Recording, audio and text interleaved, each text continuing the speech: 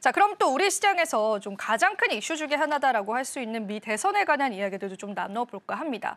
해리스 우세론이 이제 여론을 조금 지배하면서 관련한 2차 전지 그리고 신재생 쪽으로까지도 수급이 들어오는 모습이 보여집니다. 이 부분에 관해서 이사님은 어떻게 생각을 하실까요? 네, 저는 금융시장이나 도박시장에서 트럼프에게 베팅하는 것 자체가 정말로 분위기 보고 여론조사 보고 베팅하진 않았을 거라고 생각하거든요. 그러니까 여러 가지 분석 속에서 베팅했다라고 생각하고요.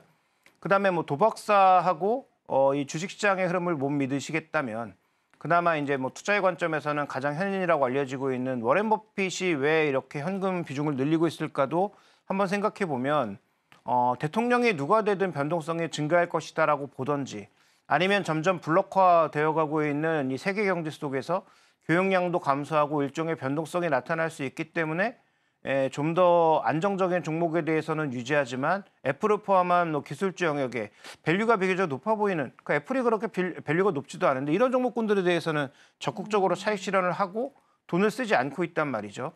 그런 요소들을 모아보면 전체적으로 저는 트럼프의 당선 가능성도 여전히 열려 있다라고 보고 있고요.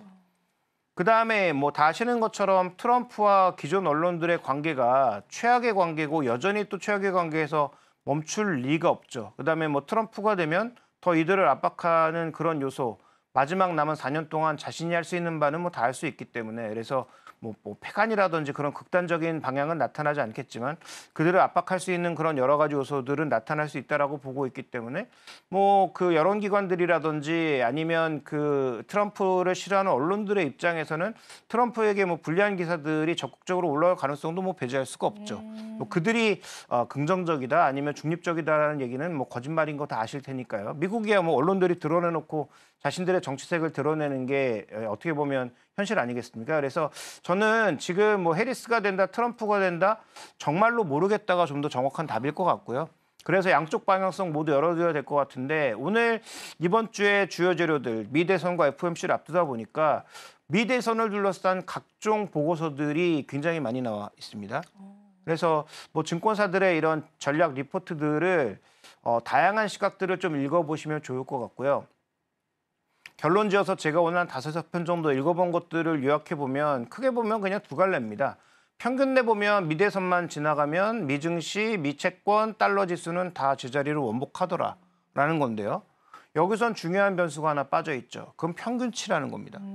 그러면 트럼프라는 변수를 들이댔을 때 금융시장은 어떻게 대응했는가? 장기적으로는 좋았어요. 결론부터 말씀드리면. 결국은 트럼프가 2016년에 4년간 했지만 여러 가지를 바꾸긴 바꿨는데 그럼에도 불구하고 중국과의 교역은 오히려 늘었고 그다음에 전체적으로 물동량 증가도 초반에는 늘어나면서 별로 그렇게 큰 영향을 받지 않았는데 그럼 트럼프가 들어오면서 정책을 밀어붙이는 초기 1년간 어떤 일이 나타나는가를 살펴보면 글로벌 증시가 20% 내렸고요. 중국은 30% 폭락, 우리가 23% 하락.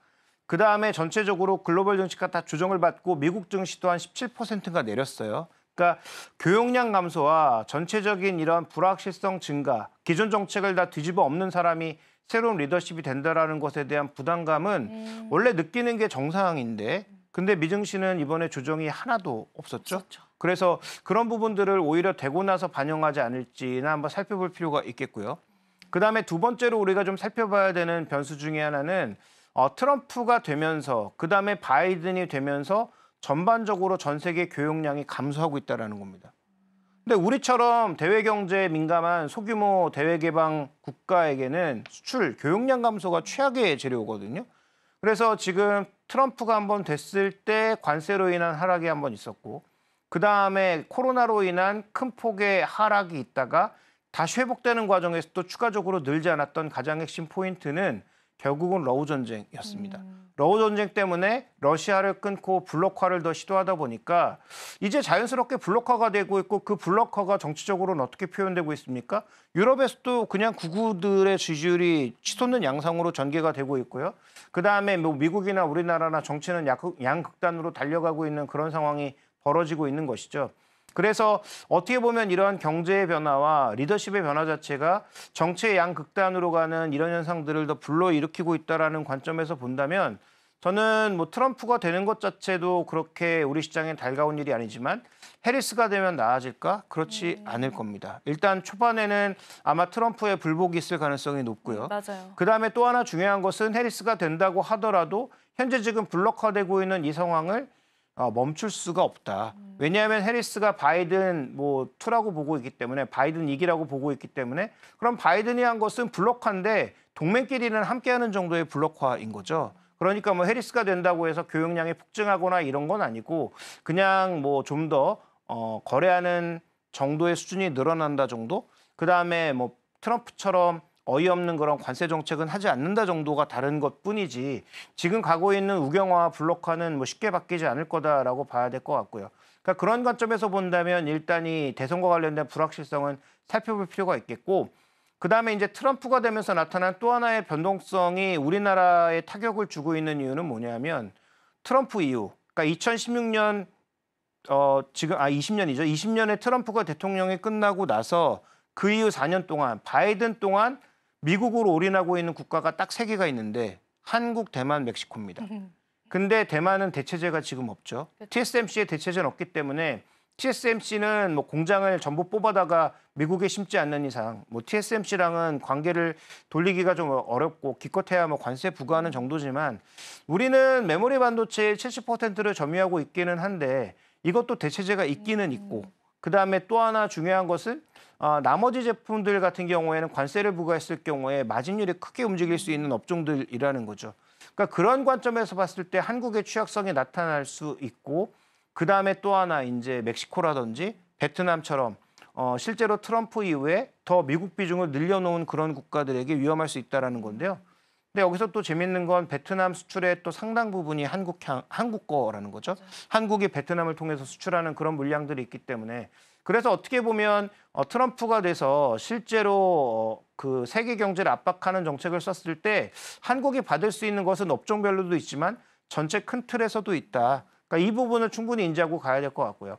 그래서 장기적으로는 해피엔딩이 될 가능성이 있지만 초반에는 변동성이 나타날 수 있다라는 관점에서 그런 부분들에 대한 대비가 좀 필요하다라고 볼 수가 있겠고 뭐 그래서 예전부터 뭐 대선 이후에 좀 베팅하실 것을 말씀을 드리고 있고 현재 구간부터 뭐 하락이 충분하다고 생각하신다면 그러면 지금부터 베팅할 때 핵심 포인트는 아까 말씀드렸던 요소와 같다.